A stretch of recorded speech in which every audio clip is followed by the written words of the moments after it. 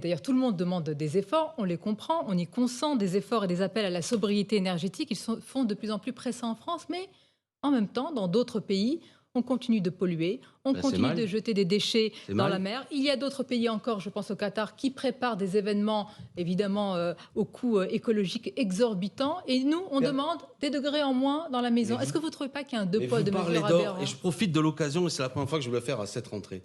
Les conditions, je parle du Qatar et de la Coupe du Monde. Pour moi, les conditions ne sont pas réunies pour que notre équipe de France se rende à cet événement. C'est un scandale.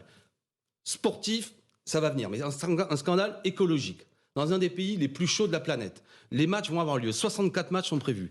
Dans des stades qui vont être climatisés à ciel ouvert. Tout ça va participer, évidemment, au réchauffement climatique. Les conditions sociales ne sont pas réunies. Et personnellement, et sans doute vous aussi, je n'accepte pas que le Sun, journal anglais, nous dise qu'il y a peut-être 65 000 ouvriers qui sont morts. Et je n'accepte pas qu'actuellement, des ouvriers ont manifesté pour être payés parce qu'ils ne sont pas payés depuis 7 mois et ils ont été expulsés. Démocratiquement, démocratiquement, le Qatar est un régime réactionnaire dans lequel les femmes... Qui doit s'élever ? Qui doit s'opposer ? Parce que là, vous faites figure d'un grand naïf qui, sur un plateau de télévision, dit... Moi, premièrement, il y a un an, j'avais écrit à Madame la Ministre, c'est public, des Sports, pour lui dire, attirer son attention. Elle m'avait répondu, la France est très attentive au problème. Et depuis, rien n'a vraiment avancé.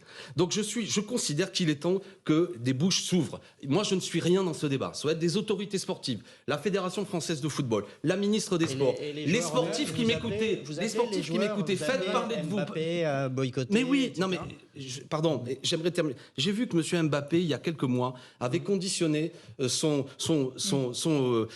soutien, son image, à des marques qu'il n'acceptait pas, qu'il trouvait lié à la malbouffe. Et il a eu raison, bravo Monsieur Mbappé, de dire que vous ne voulez pas être le support à quelque chose qui vous semble être aller dans le mauvais sens. Eh bien, faites de même avec cette Coupe du Monde du Qatar. Bravo à Monsieur Eric Cantona, grand joueur devant l'éternel qui a pris position. Je vois que Monsieur Vincent Lindon... Le fait que le Qatar ne soit pas un régime particulièrement démocratique, c'est le moins qu'on puisse dire. Comme la Chine, par exemple. Sur 146 pays, il est classé en 127e position. Mais je prends l'exemple de la Russie. Je vais être franc avec vous. Oui, si la Coupe du Monde avait été prévue en Russie, je pense que tout le monde aurait dit on n'y va pas parce qu'on veut protester contre ce qui a lieu. Pourquoi quand il s'agit du Qatar... Et si elle était prévue en Chine, vous auriez accepté ? Peut-être qu'il faudrait... Oui, sans doute que des conditions... Si c'est une aberration écologique...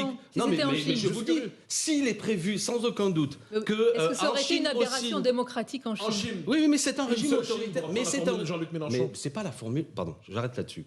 C'est pas la formule de Jean-Luc Mélenchon, Mathieu Bocoté, vous êtes trop instruit pour le savoir. C'est la position de la France dans la diplomatie depuis longtemps. J'ai entendu personnellement Jean-Yves Le Drian, lors de la mandature précédente, dire à l'Assemblée nationale que la position de la France depuis le général de Gaulle, c'est une seule Chine. Donc quand Jean-Luc Mélenchon répète des choses qui font partie de notre diplomatie, on lève les bras au ciel, mais en général, on manifeste plus notre ignorance. Bon voilà, c'est un sujet. Pour moi, la Chine n'est pas un régime démocratique et sans aucun doute que s'il organisait un événement sportif en créant des conditions, là encore, d'accélérer la catastrophe écologique, en méprisant les travailleurs, etc. Monsieur Corbière, là on va aller dans un monde où il n'y aura plus... boycotter les Jeux d'hiver quand ils se sont tenus en Chine. Il ne me semble pas, de toute manière, qu'il y avait les mêmes conditions d'aberration écologique que ce qui avait lieu au Qatar. Alexis Corbière, moi j'aimerais savoir, est-ce qu'il y aura encore des pays où on pourra organiser des événements sportifs ou autres ? Parce que là, la liste devient longue. Des pays où on ne peut pas, pour l'aberration écologique, pour l'aberration démocratique, pour l'aberration politique.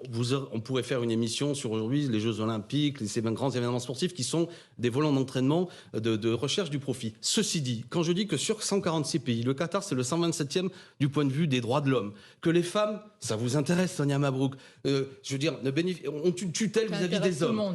C'est quand même que les ouvriers sont méprisés, un nombre de morts considérable, le droit de se syndiquer n'existe pas, le droit de manifester n'existe pas, que en plus ça se termine à l'heure, c'est pour ça qu'il y a une certaine actualité, où on vous dit cet été, la planète est en feu en quelque sorte, un dérèglement climatique, et qu'on va tous applaudir le fait que dans des stades, on va climatiser à ciel ouvert, je dis là, les amis, on marche sur la tête. Le sport doit avoir une vertu pédagogique. Nos enfants qui se passionnent pour ce sport fabuleux qu'est le football, j'adore le foot.